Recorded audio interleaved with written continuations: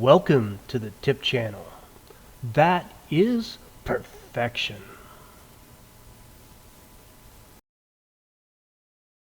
Hello and welcome back to the tip channel. Today I need to change out a chrome shutoff valve underneath of this sink, so I thought I would share that with you. Now you're going to find one of approximately 4 to 5 different scenarios underneath of here. The first one is you may see a chrome pipe coming out of the wall or up through the floor, and then the valve is actually screwed onto that pipe. So if you hit that scenario, what you want to do is you need to hold that chrome pipe. You don't want it turning inside of the wall. You don't want to create a leak inside of there and have to mess with that. You only want to do the valve. So first of all, take a pair of channel locks and put some electrical tape on. That'll keep you from scarring that chrome pipe. Next up, either grab channel locks or grab a crescent wrench, put it on the valve and slowly turn it. Now, rightly tightly, leftly loosey, so you want to go counterclockwise in order to remove that valve. Now, once you have that valve removed, naturally you need a replacement valve. And most of those are either going to be a 3/8 inlet or a 1/2 inch inlet. And that's the size of the pipe diameter coming out of the wall. So naturally you'll need to have that valve and then replace that valve. But in replacing it, you need one of two different things. Number one is either a pipe joint compound, which I always refer to as Teflon paste, or Teflon tape. That's your second scenario. Now, personally, I prefer Teflon paste, but if you want to use Teflon tape, that's fine. Now, what you want to do is you want to apply that Teflon tape in the same rotation that you're going to replace the new valve with. So now you're going to go on clockwise. So you want to take your Teflon tape, wrap that pipe in a clockwise direction, because if you go counterclockwise as you screw the valve on, you're loosening up the Teflon tape, and you don't want that. So you want to give that 4 or 5 wraps of Teflon and then tear it off. Now, you can also leave a little bit of a tail out past that, screw your valve on, and then take your Teflon tape and unwrap it so that you don't see a bunch of white tape after the valve. But that would be that possible scenario. Second scenario is that you may have copper coming out of the wall or up through the floor, and you have what's referred to as a sweat-on valve, meaning that it's been soldered into place. Now, if you need to try to remove that valve, you're going to need a propane torch or MAP gas, heat it up, try to remove that. But then you also need to remove all that solder. So that becomes a pain. If you have enough copper sticking out, simply cut the copper off below the valve. And what I'm talking about is you need a tubing cutter to do that. Now, tubing cutter, you can get just a small piece like this one right here. This particular one I pick up at Home Depot, and basically it's a ratcheting tool. So you take it and open it up, slip it onto your pipe, and then you can ratchet it right around. So tight spaces, you can get that pipe cut off without a problem.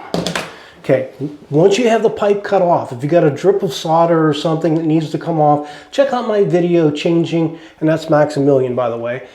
Check out my video of putting in a bathroom faucet, and we'll show you how to get that drip off. Now, once you've got that done, you may want to take, and this device right here basically just cleans copper. So you may have some corrosion, you might have a little bit of solder. You want to get that nice and clean so a shark bite will take hold. So take this tool, slip it on, and clean up that copper, okay? Spin it around there a little bit, and what you'll find is that just cleans it right up. Now you're going to get a nice tight fitting with a shark bite. Now, after you've done that, you want to pick up a shark bite. Now, what's a shark bite? Shark bite is simple. You just simply push these right on. How easy is that? A 4-year-old can do it. Anyways, put a mark down here with a Sharpie, about 1 inch down, just to make sure you get this all the way down. So you get it popped on, you're ready to hook up your supply line, you're done. Third case scenario, if your home is relatively new, you may find that you have PEX coming out of the floor or the wall. PEX has taken the industry over because coppers became so expensive. Anyways, if you have PEX coming up, you may find one of two scenarios. You may have PEX coming up through the floor and then a shark bite. Now a shark bite, you'll notice it has this little plastic ring around it, so that's how you know it's a shark bite. Now that's just been pushed on. Now I do have a video on how to remove a shark bite valve, so check that out if you happen to have this. Your other scenario, if you have PEX, is that you may have a PEX valve. Now, you can see that this is made to slip inside of the pipe. So there's going to be one of two different type of rings. I personally prefer the stainless, which looks like this. That goes onto the pipe.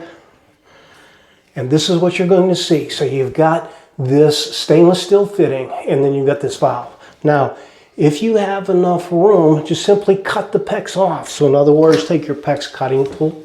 You want to go down here about at least an inch, because that's how far that fitting is going to go down in, and just take and simply snip the pipe off. Second scenario is if you are short, then you need to get this band off, and you can do that fairly easy with a pair of diagonals.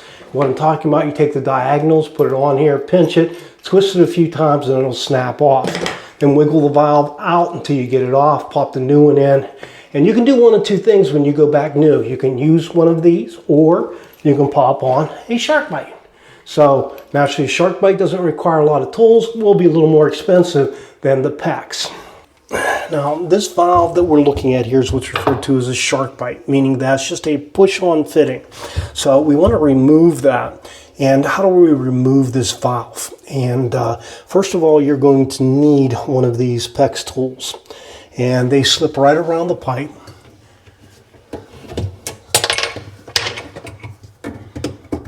And what you're doing is you're pushing up on this brown band as you're pulling up on the valve. So, and there we go. Okay, so the new valve that we're going to put in is basically a PEX valve. Now this will go right down into the pipe, and then I've got a stainless steel band that I'm going to crimp on it. So first of all, put the stainless steel band on, slip the valve down in, position the clamp, take your PEX tool,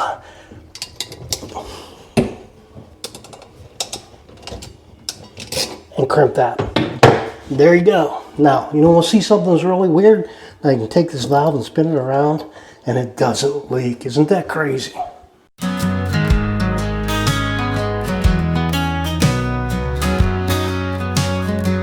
Well, the wrench is on the table, the work is all done. Fix that chrome supply valve now, ain't that fun? The water flows steady, no leaks in its way. A job well finished to close out the day. I tightened every fitting, made sure they were tight. Crawling neath the sink in that pale kitchen light. The tools in my toolbox, they've done it again. Now it's time for a cold one to toast all my friends.